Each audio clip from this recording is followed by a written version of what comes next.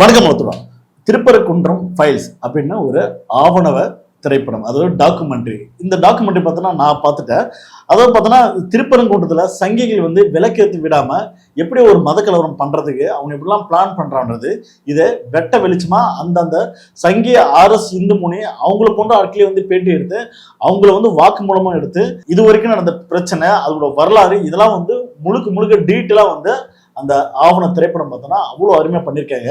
அதையும் தாண்டி தமிழர்கள் வந்து மதத்தை கடந்து நாங்கள் வந்து மனுஷங்களா வாழ்றோம், அதாவது இந்து முஸ்லீம் கிறிஸ்டின் அப்படிலாம் எந்த ஒரு பாகுபாடும் இல்லை, நாங்களாம் ஒற்றுமை வாழ்றோம் அப்படின்றது ஒரு முஸ்லீமோட பாயிண்ட் ஆஃப்ல இருந்து ஒரு இந்துக்களோட பாயிண்ட் ஆஃப்லும் அந்த ஆவண திரைப்படம் அவ்வளோ அருமையாக பண்ணியிருக்காங்க. அந்த திரைப்படத்திற்கு தடை மத நல்லிணக்கம், அதாவது ஒற்றுமை விதைக்கக்கூடிய இது போன்ற ஆவண திரைப்படத்தை தடை செய்வதற்கான நோக்கம் என்ன, இதற்கு பின்னணி டிவிக்கு அரசும் பிளஸ் ஆர்எஸ் முன்னணி ஆர்எஸோட கேங் எப்படி செயல்படுறான்றது இந்த வீடியோவில் பார்ப்போம். வாங்க வீடியோக்குள்ள போவோம். திருப்பரங்குன்றம் ஃபைல்ஸ் அப்படின்னு ஒரு டாக்குமெண்ட்ரி பார்த்தோன்னா நம்ம தவம் தோழர், அதாவது பார்த்தோன்னா இந்த ஆராகலம் அப்படின்ற ஒரு யூடியூப் சேனல், அந்த சேனல் பார்த்தோன்னா முழுக்க பார்த்தோன்னா முற்போக்கு சிந்தனை விதிக்கும் விதமாக மக்கள் பிரச்சனை போய் நேரடியாக போயிட்டு களத்தில் வந்து பேட்டி எடுத்து அதை வந்து அவங்க வந்து தொடர்ந்து அந்த சேனலை வந்து ரன் பண்றாங்க. அவர் பார்த்தோன்னா சமீபத்தில் திருப்பரங்குன்றம் ஃபைல்ஸ் அப்படின்னு ஒரு டாக்குமெண்ட்ரி பண்ணி யூடியூப்ல கூட வந்து ரிலீஸ் பண்ணியிருக்காரு. கண்டிப்பா அது வந்து டைம் இருந்தால் கண்டிப்பா பாருங்க. அது எந்த அளவுக்கு மத ஒற்றுமையும் மக்களோட நல்லிணக்கத்தை பத்தி பேசியிருக்கின்றது நீங்களே அதை வந்து அண்டர்ஸ்டாண்ட் பண்ணிப்பீங்க, புரிஞ்சுப்பீங்க. ஆனா இதெல்லாம் தாண்டி இந்த இந்துத்துவ கேங் இருக்குல்ல, இந்த இந்துத்துவ தீவிரவாத இயக்கம்னு சொல்லுவாங்களா, இவங்க வந்து படை கொண்டு வரணும். எப்படி இந்த டாக்குமெண்ட்ரி வந்து நீங்க ரிலீஸ் பண்ணுவீங்க, எப்படி இந்த வந்து டாக்குமெண்ட்ரி வந்து நீங்க வந்து தியேட்டர்ல போட்டு நீங்க வந்து காட்டுங்க, இது வந்து மதக்கலவரத்தை தூண்டும் விதம் இல்லையா அப்படின்னு சொல்லி ஒப்பாரி வைக்கிறாங்க. இதுக்கு சாதகமா பார்த்தோன்னா டிவிக்கு அரசும் காவல்துறையும் பார்த்தோன்னா உடனே நிக்குது, டாக்குமெண்ட்ரி திரையிடக்கூடாது, அதை ஸ்டாப் பண்ணுங்க, இதனால பார்த்தோன்னா சட்ட ஒழுங்கு வந்து கண்ட்ரோல் பண்ண முடியாது, நிறைய வந்து சண்டைகள் வரும், மதக்கலவரம் உருவாக்கும் அப்படின்னு. எப்படி இப்படி சொல்றீங்க? இல்ல, மதக்கலவரம் உருவாக்குறதுன்னா மக்கள் எல்லாம் ஒற்றுமை வாழும்னு சொல்றது, இதனால மதக்கலவரம் வந்து உருவாயிடுமா? அதே நம்ம வந்து ஹெச் ராஜா நடிச்ச படம் இருக்குல்ல கந்தன் மலை, டைரக்டா பார்த்தோன்னா அது வந்து சாதி வெறி மத வெறி தூண்டு விதமா அப்படியே இருக்கு. அந்த படம்லாம் பார்த்தோன்னா கருத்து சுந்தரம், அது வந்து மதவெறி தூண்டு விதமா, அதெல்லாம் நீங்க பார்க்க மாட்டீங்களா? அப்ப மக்கள் வந்து ஒற்றுமையா இருங்க, மதம்லாம் ஒரு பிரச்சனை இல்லை, நாங்க வந்து பார்த்தோன்னா காலங்காலமா ஒற்றுமையா தான் வாழ்றோம், மதவெறி தூண்டு விதமா இதோ ஒரு கேங் வருது அப்படின்னு ஒரு வந்து விதையை விதைச்சா இது வந்து மதவெறி தூண்டு விதமா, இது வந்து கலவரம் வந்து ஃபார்ம் ஆயிடுமா? ஆனா ஹெச் ராஜா போன்ற படங்கள் பார்த்தோன்னா அந்த சர்க்கிள் வர டாக்குமெண்ட் எல்லாம் பார்த்தோன்னா இன்னும் மதவெறி தூண்டுவதும் டைரக்டா இருக்கு. முஸ்லீம் வந்து தீவிரவாதம் சொல்றான் டைரக்டாவே. அது காலங்காலமா என்னோட மாமா மச்சனா வாழக்கூடிய என்னோட சகோதரனை பார்த்து முஸ்லீமை பார்த்து தீவிரவாதின்றான். ஆனா அந்த டாக்குமெண்ட்ரி வந்து உங்களுக்கு வந்து இனிக்குது, அது வந்து பார்த்தோன்னா மத நல்லிணக்கத்தை பேசுது. ஆனா எல்லாரும் சமண்டா, நாங்களாம் வந்து தமிழர்களா வந்து வாழ்றா அப்படின்னு ஒரு டாக்குமெண்ட்ரி பண்ணா இது வந்து மதக்கலவரம் தூண்டு விதமா இருக்கா? இதுக்கு வந்து முட்டு கொடுக்க விதமா பார்த்தோன்னா தாவைக்கு அரசும் பார்த்தோன்னா இதான் செயல்படுது. அதாவது பார்த்தோன்னா இந்த டாக்குமெண்ட்ரி மதுரையில சவுத்துல பார்த்தோன்னா ஒரு 4-5 டிஸ்ட்ரிக்ட்ல வந்து ஒரு பர்டிகுலரா வந்து மக்களை கூட்டி அங்க வந்து இந்த டாக்குமெண்ட்ரி போட்டு காட்டுறாங்க. இது வந்து எப்படிலாம் வந்து இந்துத்துவம் செயல்படுது, அவங்களோட நோக்கம் என்ன அப்படின்னு போட்டு காட்டுறாங்க. அன்னைக்கும் பார்த்தோன்னா இதே மாதிரி வந்து தடை. என்ன காரணம் கேட்டா மேலிடத்துல இருந்து வந்த உத்தரவு. மேலிடத்துல இருந்து எந்த உத்தரவு? மேலிடத்துல வந்த உத்தரவுனா சிஎம் சார் தான், விஜய் அவர்கள். விஜய் சார் வந்து இந்த மாதிரி மத நல்லிணக்கம் பேசுற டாக்குமெண்ட்ல பண்ணக்கூடாதுன்னு சொல்றாரோ, அப்போ வந்து மதவெறி தூண்டுவதோ பண்ணக்கூடிய ஹெச் ராஜா போன்ற நடிச்ச படங்கள்லாம் வந்து அவர் சப்போர்ட் பண்றாரோ, ஸோ அப்படின்னு நம்ம வந்து பார்க்கலாமா? இல்ல அந்த மேலிடம்னா அது யாரு, அதை வந்து சொல்ல வேண்டியதுதானே? இல்ல இது மேலிடத்துல வந்த ஆதரவு. அப்ப மேலிடத்துல வந்த ஆதரவுனா விஜய் சாருக்கு மேல ஒருத்தர் வந்து இருக்காங்களோ, அப்ப மோடி அவர்கள், அப்ப வந்து அமித்ஷா அவர்கள், அப்ப இந்த வந்து ஆர்எஸ் இந்த பிஜேபி போன்ற அவங்களோட கண்ட்ரோல் தான் வந்து தமிழகம் வந்து செயல்படுதா அப்படின்னு ஒரு கேள்வி வருதா இல்லையா? அதெல்லாம் தாண்டி சங்கிகள் தான் பேர் வந்து முட்டுக்கட்ட போடுறாங்களா? நம்ம இந்த சவுக்கு சங்கர் இருக்கிறாருல, இந்த வந்து மாமாவில பார்த்து சம்பாதிப்பில்ல சவுக்கு சங்கர், அவர் போடுறாரு பார்த்தியா இந்த டாக்குமெண்ட்ரி பார்த்தோன்னா மதக்கலவரத்தை தூண்டு விதமான டாக்குமெண்ட்ரி, உடனடியாக வந்து தடை செய் அப்படின்னு சொல்லி ஒரு ட்வீட் ஒன்று போறாரு. அதுக்கப்புறம் தடை பண்ணுன்னு சொல்லி காவல்துறைகள் பார்த்தோன்னா கிட்டத்தட்ட 100க்கும் மேற்பட்ட காவலர்கள் வந்து அந்த தியேட்டருக்கு வெளியே வந்து கூச்சிருக்காங்க. அது மட்டும் இல்லாம இந்து முன்னணி சேர்ந்த சில பேர் வந்து அந்த தியேட்டருக்கு போன் பண்ணி மிரட்டணும், கொலை மிரட்டல் விடும் அளவுக்கு பார்த்தோன்னா மிரட்டணும், இந்த திரைப்படத்தை வந்து இந்த டாக்குமெண்ட்ரி வந்து நீங்க திரையிடக்கூடாது, இல்லைன்னா வந்து கலவரம் வெடிக்கும் அப்படின்னு சொல்லி வன்முறை பரப்பு விதமா வந்து போன் கால் வந்து மிரட்டிருக்காங்க. இதுக்கு ஒரு ஆக்ஷனும் அவங்களை தூக்கி வந்து கைது பண்றதுக்கு இந்த தமிழக அரசால முடியலையா? புரியல.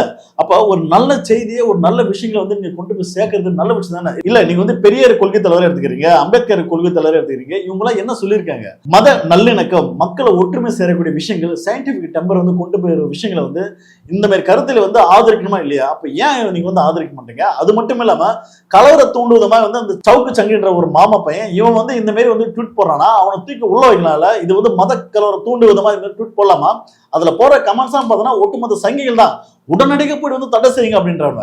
ஒரு காலத்துல ஒன் சப்பன டைம்ல சவுக்கு சங்கெல்லாம் பார்த்தோன்னா பெரியார் என்னோட கொள்கை தலைவன், அம்பேத்கர் தான் என்னோட கொள்கை வீரன் அப்படிலாம் வாங்கியே பேசிட்டு இன்னைக்கு அல்ப காசு கேட்க போய் சங்கி கிட்ட போய் காலில் வந்து சரணடைஞ்சிட்டேயா. அது மட்டும் இல்லாம காவல்துறையில வந்து பணியாற்றக்கூடிய ஒரு ஆள் வந்து கமெண்ட் போடுறாரு. அவர் பாத்தீங்கன்னா இவர்தான். இவர்னா கமெண்ட் போறானா, டே ஐயோக்கு பயல்களே, இந்து ஒற்றுமை வந்து விட்டால் உங்களை ஓட ஓட செருப்பால் அடித்து விரட்டுவோம் அப்படின்னு சொல்லி ஒரு தமிழகத்துல வந்து காவல்துறையா வந்து வேலை பார்க்கக்கூடிய பணி செய்யக்கூடிய ஒருத்தர் இந்த மாரி பார்த்தோன்னா மதக்கலவரம் தூண்டு விதமா போறாருன்னா இவரெல்லாம் டியூட்டி பார்க்கும்போது எப்படி வந்து செயல்படுவார்? உண்மையை பார்த்தோன்னா ஒருதலை பட்சமாக செயல்படுவார். அதாவது பார்த்தோன்னா தன்னோட சாதிக்காக எவனோ ஒருத்தன் வந்தாங்கன்னா அவங்க தான் சப்போர்ட் பண்ணுவார், இல்லைன்னா தன்னோட மதங்கார எவனோ ஒருத்தன் வந்தாங்கன்னா அவங்க தான் சப்போர்ட் பண்ணுவார். அப்ப நடுநிலையை இவரை வந்து செயல்படுறது எந்த வகையில் நியாயம்? உண்மையை பார்த்தோன்னா இவரெல்லாம் பதவி விட்டு தூக்கணும். ஏன்னா இவரால் வந்து பல அப்பாவிகள் பாதிக்கப்படுவாங்க. ஏன்னா இது போன்ற சாதி வெறி பிடித்து மத வெறி பிடித்தவன் ஒருத்தவன் காவல்துறையில வந்து பணியாற்றக்கூடாது. அது ரொம்ப ரொம்ப தப்பான விஷயம்.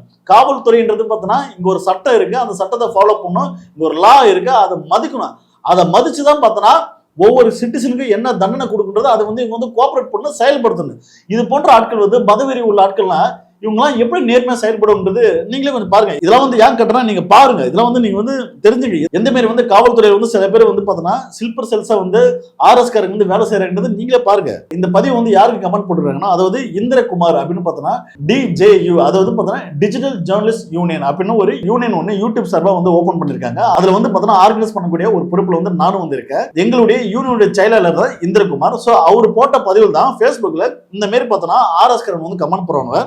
இவர் மட்டும் இல்ல, கிட்டத்தட்ட பார்த்தோன்னா பல கமெண்ட் 100க்கு மேல சில கமெண்ட்ஸ் பார்த்தோன்னா கொச்சையா திட்டுறதும் வெட்டிடும் குத்திடும் அப்படின்னு சொல்லி கொலை மிரட்டல் விடுவிதமா இந்த மாதிரி வந்து கமெண்ட் போடுறாங்க. இதுக்கெல்லாம் காவல்துறைகள் வந்து அரெஸ்ட் பண்ண மாட்டாங்களா? இல்ல காவல்துறைகள் வந்து விஜய் சார் பேச்சை கேட்டு நீங்க வந்து காத்துட்டு இருக்கீங்களா? இல்ல விஜய் சார் வந்து எப்ப சொல்லுவாரு? பாத்தீங்கன்னா டைரக்டா வந்து சோசியல் மீடியால வந்து பார்த்தோன்னா கொலை மிரட்டல் விடுவிதமா கமெண்ட் போடுறவங்க இவங்கலாம் எப்போ சார் நீங்க வந்து அரெஸ்ட் பண்ண போறீங்க?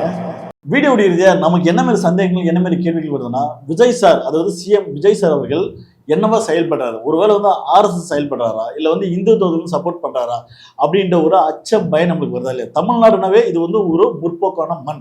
அதாவது ஏன் சொல்றா, விஜய் சார் அவர்கள் அம்பேத்கரும் பெரியாரும் ஒரு கொள்கை தலைவரா இங்க வந்து எடுத்து அவர் வந்து ஓட்டு கெடுத்தால் தான் அவருக்கு இங்க ஓட்டு.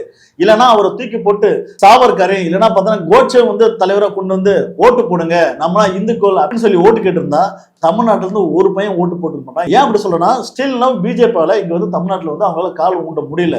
அதன் காரணமாக தான் பிஜேபி ஒருவேளை விஜய் சார் வந்து பகடியா யூஸ் பண்ணதோ அப்படின்ற ஒரு பயம் அச்சம் நம்மளுக்கு ஒரு கேள்வி வருதா இல்லையா? மக்களை வந்து ஒற்றுமைப்படுத்தக்கூடிய விதமா இந்த திருப்பரங்குன்ற ஃபைல்ஸ் வந்து தயவு செய்து நீங்க பாருங்க. அது வந்து ஒரு தப்பான இதே மத வெறி தூண்டுற மாரி அந்த மாதிரி ஒரு டாக்குமெண்ட் எல்லாம் கிடையாது. சில தப்பான ஆட்கள் வந்து இதுல பின்னாடி செயல்படுறாங்கிறது ஓப்பனா அடிச்சு காமிச்சிருக்கு. அதாவது ஹெச் ராஜா போன்ற ஆட்கள் வந்து இதுல வந்து போல்டா காமிச்சிருக்கு. நம்ம அர்ஜுன் சம்பத் போன்ற ஆட்கள் வந்து இதுல போல்டா காமிச்சிருக்கு. இந்து முன்னணி தலைவர் சொல்லி யாரோ ஒருத்தர் வந்து பேசினார்ல, நீங்க நாசமா போடுங்க மண்ணா போடுங்க சொன்னார் தெரியுமா? அவர் இதுல வந்து ஓப்பனா காமிச்சிருக்கு. இவங்களுக்கு போன்ற ஆட்கள்லாம் பார்த்தோன்னா தமிழ்நாட்டுல மத கலவரத்தை தூண்டும் விதமா வந்து இவங்க காத்துட்டு இருக்கிறாங்க. இவங்க வந்து தமிழ்நாட்டுல வந்து ஆட்சி பிடிக்கிறாங்க. இவங்க வந்து ஒரு மாஸ்டர் பிளான் போட்டுக்கிறாங்க. இதை வந்து வெளிச்சம் போட்டு காட்டுறதுனால இவங்களால ஏத்துக்க முடியல. இது போன்ற மத நல்லிணக்கம் பேசக்கூடிய டாக்குமெண்ட்ரியை தடை செய்யறது ஒடுக்குறது நமக்கு யாருமே சந்தேகம் வருதுன்னா, விஜய் சார் அவர்கள் அதாவது முதல்வர் விஜய் அவர்கள் இவர் உண்மையாவே வந்து ஒரு RSகாரா இல்ல வந்து பிஜேபி கைப்பிலேயே செயல்படுறாரா அப்படின்றது நமக்கு ஒரு மனசுக்குள்ள எல்லாருக்கும் பார்த்தா நமக்கு ஒரு கேள்வி வருது. அப்படி இல்ல நாங்க வந்து அந்த மாதிரி ஆளு இல்ல அப்படின்னு வந்து சொல்ற விதமா இருந்தீங்கன்னா தயவு செய்து இது போன்ற இந்து முன்னணி ஆட்கள் சில பேர் வந்து பார்த்தோன்னா ஃபேஸ்புக்லயும் ஸ்டேட்டஸும் போஸ்டும் போட்டு கொலை மிரட்டல் விட விதமா பதிவு போடுறான், அவனை அரெஸ்ட் பண்ணுங்க. இது போன்ற மத நல்லிணக்கம் டாக்குமெண்ட்ரி வந்து திரையிடுங்க, அரசே நீங்க வந்து போட்டு பார்க்கலாம். அதாவது விஜய் சார் அவர்கள் நீங்க முதல்ல பாருங்க, பார்த்துட்டு அதுல தப்பு இருக்கான்னு பாருங்க. அப்படி தப்பு இருந்தா தடை செய்யுங்க. ஆனா அதுல தப்பு இல்லை, நானே அதை பார்த்துட்டேன். நீங்க ஒரு முறை பாருங்க, பார்த்துட்டு அதை கொண்டு போய் மக்கள் மத்தியில் சேருங்க. அது நல்ல விஷயம் தானே. மக்கள் கிட்ட வந்து அரசியல் படுத்த நல்ல விஷயம் தானே. நம்மளாம் சமமா வாழணும், இங்க வந்து மதம் பேதம் எதுவுமே ஒண்ணு கிடையாது அப்படின்னு ஒரு தத்துவம் பேசுனா அது நல்ல விஷயம் தான் சார். அப்ப நீங்க அதை பண்ணலாம்ல சார். பொறுத்திருந்து பார்ப்போம் முதல்வர் விஜய் அவர்கள் இதற்கு வந்து ஆதரவு கொடுக்கிறாரா இல்ல அட்லீஸ்ட் வந்து ஒரு வந்து அறிக்கை நினைச்சு கொடுக்கிறாருன்றது வெயிட் பண்ணி பார்ப்போம். இந்த வீடியோ பத்தின கருத்துக்களை பத்தி நீங்க என்ன நினைக்கின்றது மறக்காம கமெண்ட் பண்ணுங்க. அடுத்த வீடியோல சந்திப்போம். நன்றி, வணக்கம்.